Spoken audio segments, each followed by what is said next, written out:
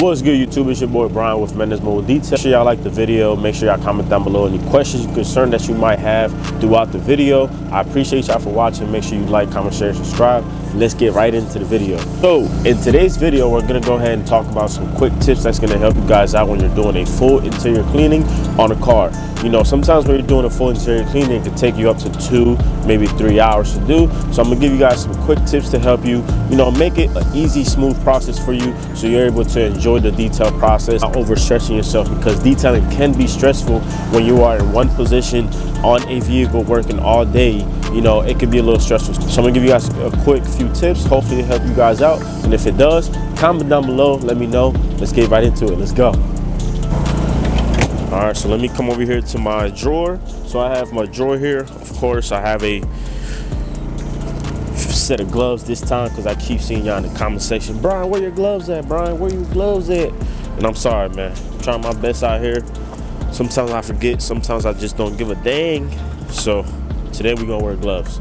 So we have these black gloves right here. The first tip is gonna be take some pre-workout. Right now, this is something that I used to work out, but sometimes it's useful when I'm out here detailing, when I have a busy day, when I need to finish something, at a certain time.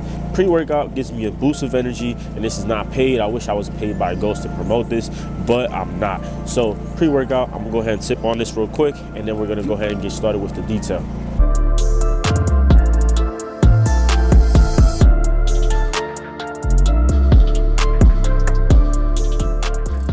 I have these noise cancellation headphones, but I can also turn that off so I can still hear through.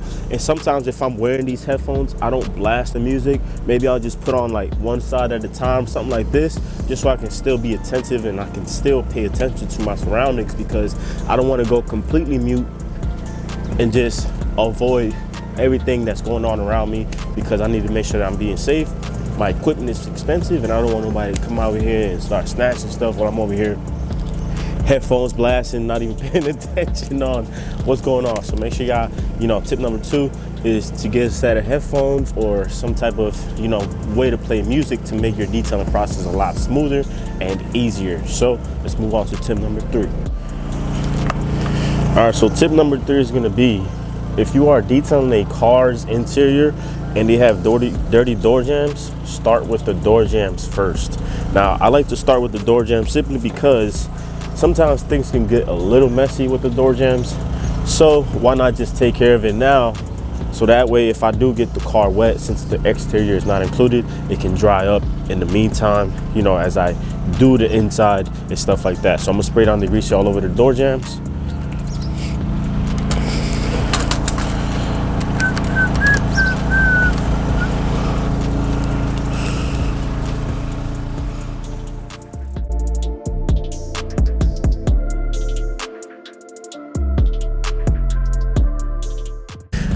And in the same tip that I just gave you guys, I also wanted to recommend you guys get a pump sprayer. Now, this pump sprayer right here, I pumped it a few times, and I actually bought this at Home Depot for like 20 bucks. And it's one of the best pump sprays that I ever tried. It's kind of for gardening or whatever. You go in the garden section, you should find this probably like 18, 20 bucks.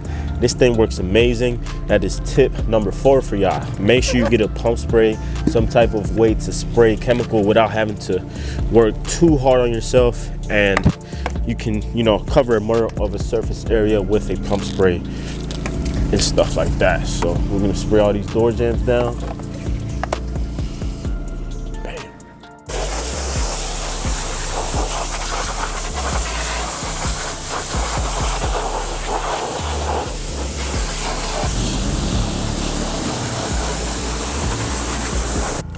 So we gotta speed things up a little bit, I'm not gonna lie to y'all.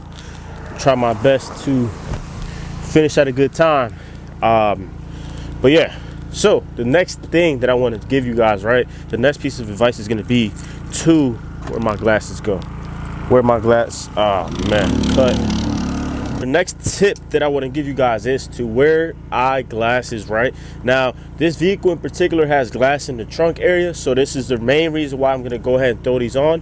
But most of the time I need to take my own advice and wear these, but I don't. Honestly, I'm gonna be honest with y'all, I don't wear these all the time, but like I said, this car does have glass in the back here, and I don't want to risk anything health wise causing me damage or anything like that, or you guys. So make sure y'all wear glasses when you're spraying down the vehicle. If you do happen to have a toner door blowout tool like we do have here, make sure you put some glasses for some protection here.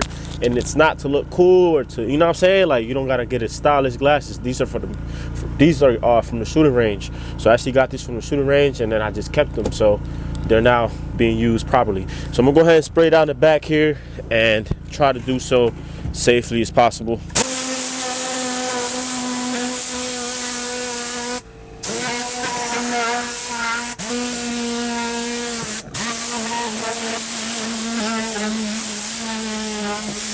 The reason why I have my hood up is because it's actually raining. Like, it's literally raining. It's not drizzling. It's literally raining. So I'm using the trunk here as cover, and then I'm using all my equipment. I have my van as close as possible to me, so I can just bring my equipment from here to this trunk and then try to work try to work forward, you know what I'm saying? Try to do the best that I can. So yeah, I'm gonna go ahead and continue on with the rest of the car, and then I'll follow you guys up with the tip number, whatever tip number it is. I don't even know at this point. Whatever the next one is, I'll be honest, I lost track. I think it's 4 or 5, but yeah, let's keep them going, man. Let's go.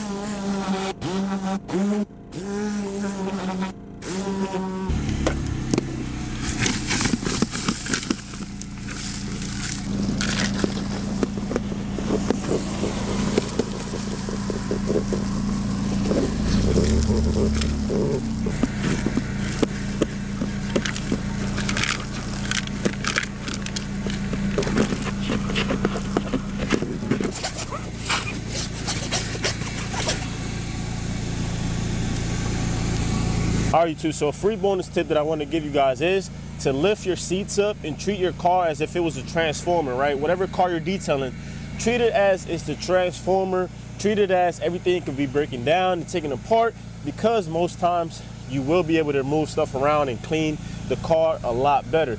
So in this case right here, we have a little tab on the seat right here that the customer himself didn't know about, and he has the car for 4 years, right? Which is insane. So he has this little tab right here in the front seat, and I can just pull it, and as I pull it, this seat right here is actually gonna go ahead and lift up.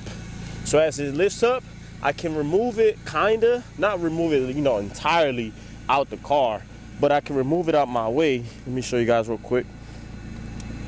So I can remove the seat right here out my way, and in doing so, I can be able to reach underneath here, see much better. Now, we have cleaned this already, so it's not dirty, but there was a bunch of stuff in here, which you guys saw earlier. So yeah, important tip, make sure you don't skip over stuff. Make sure that you're moving stuff around, putting the seats down, putting the seats up, moving them forward, moving them back, because you just never know what you could miss.